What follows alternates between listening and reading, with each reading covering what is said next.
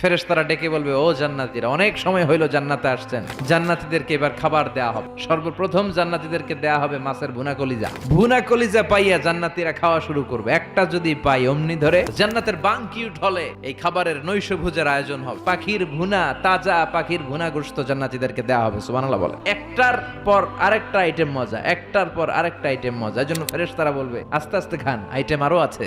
আবার রব্বুল আলামিন বলেন, ওয়া ফাকিহাতিন কাসীরাতিন লা মাকতুআতিন ওয়া লা মামনুআ।